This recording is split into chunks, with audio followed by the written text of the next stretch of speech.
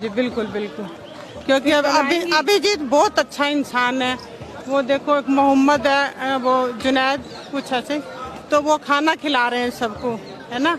बहुत अच्छे होते हैं मुस्लिम लोग, को उनको बदनाम ना किया जाए।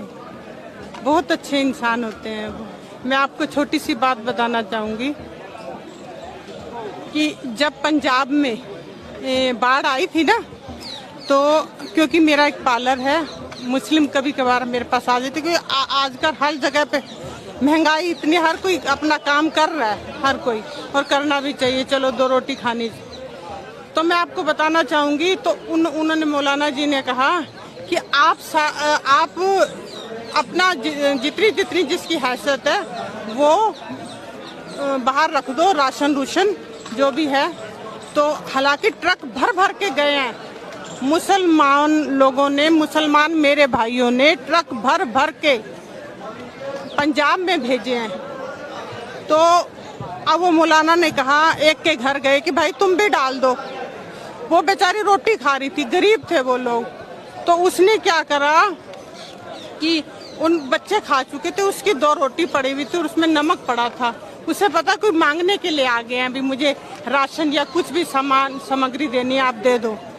तो वो फटाफट बाथरूम में छिप गई।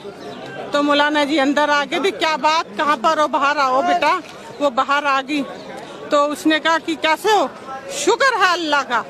उसने कहा अच्छा, तो फिर सब कुछ है आपके पास है देने दुने के लिए, शुक्र है अल्लाह का, दो। फिर उसने वो 2 रोटी दे दी जो नमक में लगी हुई थी। ऐसे होते हैं मुस्लिम जिन्हें बदनाम किया जाता है। उसने मौलाना जी को वो दे दी, वो रोटी दे दी।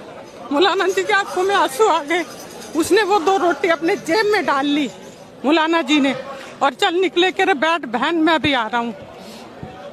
तो वो अपने घर गए।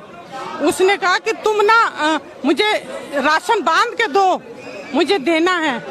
तो उसने कहा अच्छा। उसने क्या अच्छा सारा राशन बांध के दियो, मैंने अपनी बहन के घर देना है। वो सारा राशन लेके अपनी उसी गरीब औरत के पास गए, मुस्लिम थी वो। उसने कहा कि बहन आज से मैं तेरा भाई हूँ, तूने हम मुझे लानत है कि मुझे पता नहीं चला कि मेरी बहन भूखी बैठी है। तो वो कहने लगे, फिर भी उसने कहा शुक्र है अल्लाह का। तो वो 2 रोटी उसकी वाइफ, उस मौलाना की वाइफ बैठी इंतजार कर रही थी, कब खाएंगे मौलाना जी खाना। उसने कहा कि जल्दी रोटी खाओ, आप कितनी देर होगी, रोटी डाल दूं आपकी। उसने कहा नहीं, रोटी मेरे पास है, आज मैं पेट भर के खाऊंगा। उसने वो 2 सूखी रोटी निकाल ली और नमक के साथ की कि अल्लाह जितना सब्र तूने उस औरत को दिया है, उस मेरी बहन को दिया है, इतना सब्र मुझे भी दियो। कि उसने ना होते हुए शुक्र कर रही थी। शुक्र है अल्लाह का। कभी भी मुस्लिम लोग ये नहीं कहते कि हमारे पास कुछ नहीं है, यही कहते हैं शुक्र है अल्लाह का। हमें बदना है।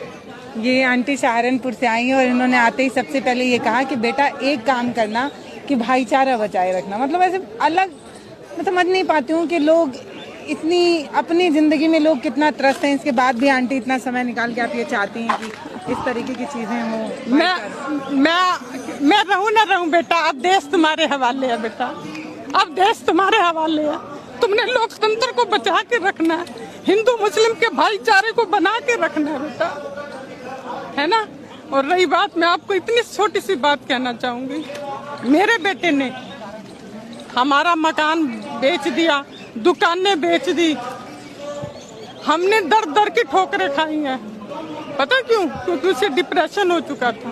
अब ठीक है मेरा बेटा, लेकिन मैं उसे मरता हुआ नहीं देख सकती थी बेटा। मेरा बच्चा था, मैं उसे इतनी कमियों के मैं मरता तो नहीं देख सकती थी उसे। जो बच्चे कुछ करना चाहते थे, नीट के पेपर में सारी रात जाग के उन्होंने पढ़ाई की, इतने सपने थे उनके, माँ बापों ने पता नहीं कितना कुछ कुर्बान करा उनके पीछे, है ना, कि मेरे बच्चे पढ़ लें, और वो बच्चे मारे गए। बताओ वो कितना दुखी होंगे जब मैं कहती हूँ कि मेरे बच्चे को कुछ ना हो, मेरे बच्चा आज कोई काम नहीं करता, फिर भी मैं अपने पागल बच्चे को सीने से लगा के चलती, नहीं मेरा बच्चा जीता रहे। वो कैसे जिएंगे माँ बाप, आप बताओ बेटा। ये धर्मेंद्र प्रधान क्यों नहीं दे रहे इस्तीफा? देना चाहिए उनको बेटा, हैं। ये मेरे नौजवान बच्चे जिनका एक एक सेकंड कीमती है, उनको आपने क्या करा? उनको सड़क पे बिठा दिया है? ऐसा मत करो धर्मेंद्र प्रधान। फिर भगवान की लाठी में आवाज नहीं होती।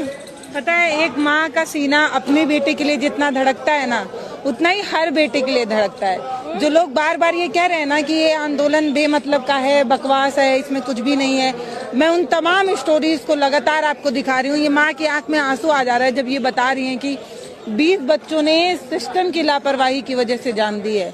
सोचिए उन 20 परिवारों की स्थिति क्या होगी जब एक माँ अपने बच्चे को याद करती है तो तड़प जाती है उसका सीना। आज मेरा बच्चा ठीक है बेटा, है, मैं कहती हूँ मेरा, और उनके बच्चे चले गए जो कुछ करना चाहते थे देश के लिए, अपनी फैमिली के लिए, अपने माँ बाप के लिए। ये किसकी लापरवाही है? ये हमेशा लीक हो जाते हैं इनके पेपर, हैं? और अभी तुम सोच रहे हो हर किसी की रिस्पेक्ट होती है कि धर्मेंद्र प्रधान की कोई रिस्पेक्ट नहीं है कि इतना कुछ होने के बावजूद भी चिपके पड़े कुर्सी से। बेटा कुर्सी तो किसी की भी नहीं रही, है ना? तो ये इतिहास लिखा जाएगा कि 20 बच्चों के परिवार बर्बाद हुए हैं, बताओ।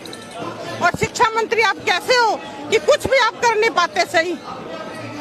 और मैं आपको सबसे ज्यादा जरूरी मैं तब आई हूँ कि अभिजीत ने ये मुस्लिम बच्चा यहाँ पे जो खाना दे रहा है, मोहम्मद जुनैद, उसको गले से लगाया और कहा थैंक यू, आप मुझे खाना दे रहे हो।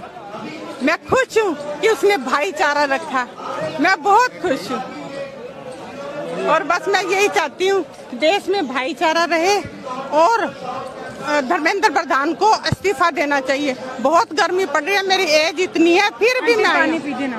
कोई नहीं बेटा, और आप हमेशा खुश रहो बेटा, मैं आपके देखती हूँ, आप बहुत अच्छा काम करते हो, बहुत अच्छा। जीते रहो मेरे बच्चे, जीते रहो, ठीक है? पानी